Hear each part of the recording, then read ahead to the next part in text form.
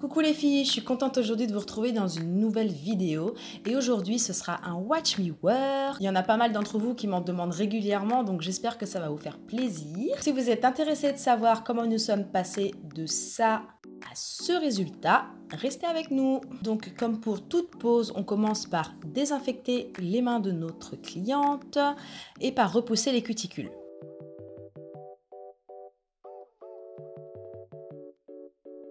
Ensuite, j'attrape mon embout en céramique à grain moyen et je viens retirer toute la couleur. Pour info, là, ma maman, elle a une pose de semi-permanent. Fais bien attention d'enlever que la couleur et de ne pas enlever la base qui est en dessous, puisque je vais venir la retirer avec de l'acétone à l'étape juste d'après. Donc ce à quoi je fais attention, c'est d'orienter correctement mon embout de ponceuse pour pas repasser à un endroit où j'ai déjà enlevé la couleur, mais pour bien enlever que les endroits où il me reste de la couleur à enlever. Ensuite, avant de passer à l'autre main, j'enlève toujours la poussière que ma cliente a sur la main. Comme ça, elle peut jouer dans son téléphone et elle n'a pas un excès de poussière. Encore une fois, étant donné que j'ai pas d'aspirateur, c'est une petite astuce ou quelque chose que j'essaye de faire vraiment le plus régulièrement que possible pour pas que ma cliente ait une sensation d'inconfort avec trop de poussière sur les mains. D'ailleurs, si vous n'avez pas vu ma vidéo dans laquelle je vous partage mes petites astuces pour gérer la poussière sans aspirateur, je vous la mets dans le petit i et dans la barre d'infos. Et je vous la mettrai également en toute fin de vidéo, comme ça vous aurez éventuellement plus qu'à cliquer pour aller la voir. Ensuite, j'attrape des cotons et mon gel polish remover, ainsi que mes petites pinces pour bloquer mes cotons sur l'ongle. Et donc je viens imbimer mon coton de gel polish remover. Ensuite, je viens placer le coton sur l'ongle que je viens sécuriser avec la petite pince pour enlever la base de semi-permanent qui, elle, est toujours sur l'ongle naturel. Et donc, toutes ces étapes, je les fais avant de passer à la deuxième main. Et ensuite, j'effectue exactement les mêmes opérations sur l'autre main.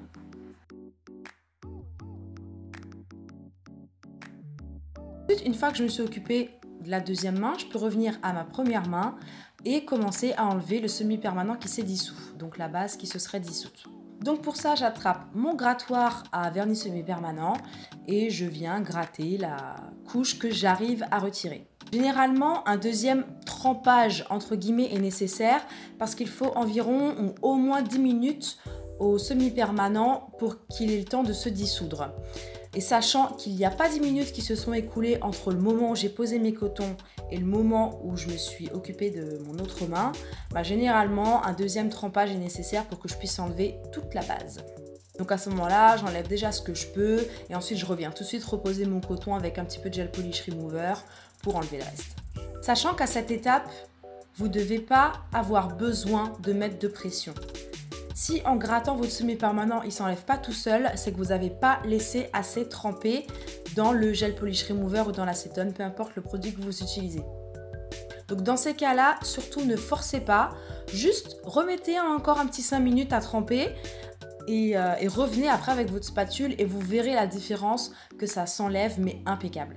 Autre petite chose qui peut faire que vous ayez du mal à retirer votre semi-permanent à cette étape, c'est si vous utilisez un primer quand vous faites votre pose de semi-permanent. Le fait d'utiliser un primer, ça renforce l'adhérence de votre pose.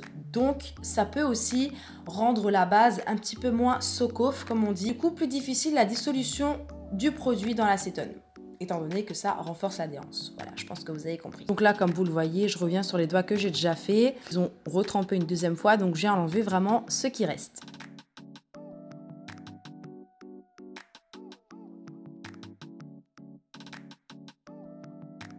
Ensuite, après avoir enlevé les coins coupants de ma lime, je viens enlever légèrement les derniers résidus. Donc j'utilise une lime à grain 100-180 et donc forcément je prends le grain 180. Et donc je viens enlever les derniers résidus de produit et je viens raccourcir l'ongle à la longueur souhaitée.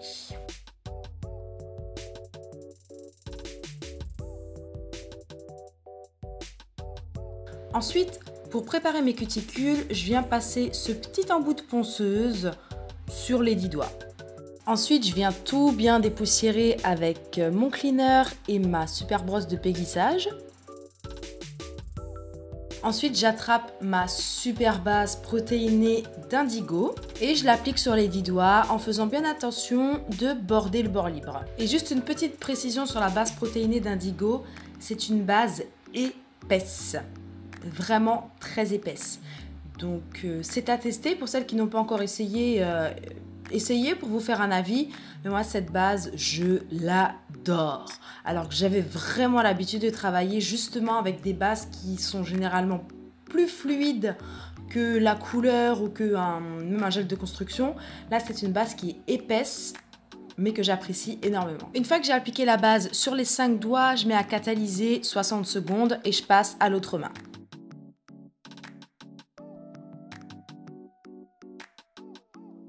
Ensuite, on peut passer à l'application de la couleur. Donc là, on a choisi Crush de Indigo.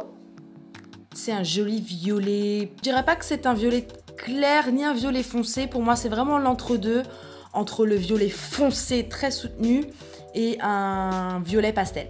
Pour moi, c'est l'entre-deux. Et là, pour l'application de ma couleur, je vais faire du doigt par doigt. Donc, je vais appliquer de la couleur sur l'auriculaire de la main gauche, par exemple. Je vais mettre à catalyser. Et pendant que ça catalyse, je vais m'occuper de l'auriculaire de la main droite. Et je vais à chaque fois inverser les mains comme ça. Ça me permet d'être sûr que tous mes doigts ont bien catalysé avant de passer à l'application de mon top coat. Et en plus, ça garantit que ma couleur ne va pas bouger ou couler pendant que je fais les autres doigts. Même si honnêtement avec les couleurs d'Indigo, j'ai pas eu ce problème là, mais c'est une petite mesure de sécurité que j'aime bien faire à cette étape. En n'oubliant pas de border le bord libre à chaque fois, encore une fois.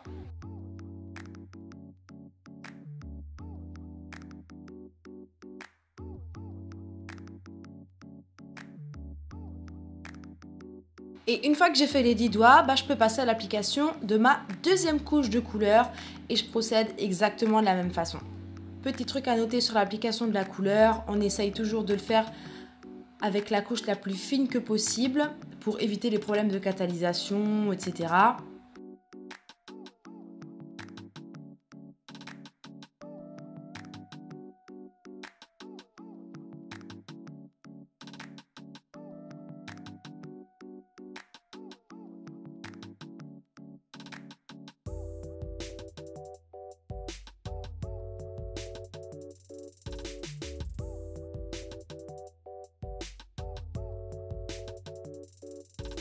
Ensuite, avant de passer à l'application de mon top coat, j'attrape mon glue gel.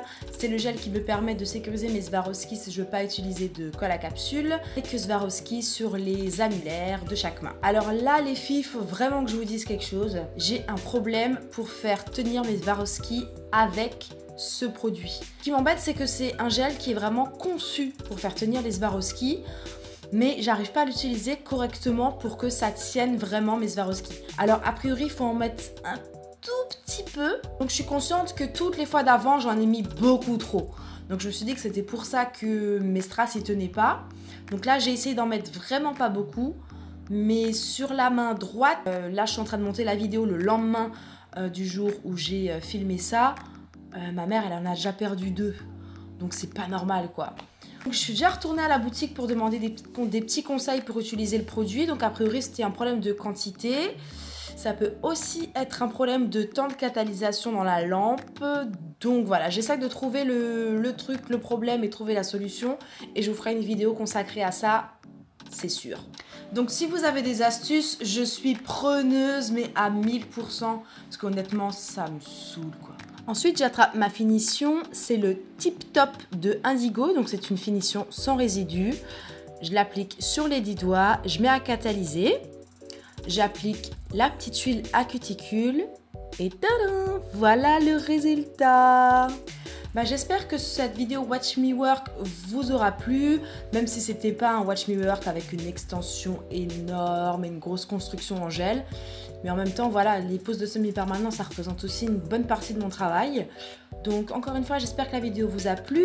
Je tiens à remercier tous les nouveaux abonnés, encore une fois. Je vous vois. Encore bienvenue. Pour tous ceux qui ne sont pas abonnés, c'est juste en dessous. Je vous invite à le faire, à mettre un petit pouce si la vidéo vous a plu.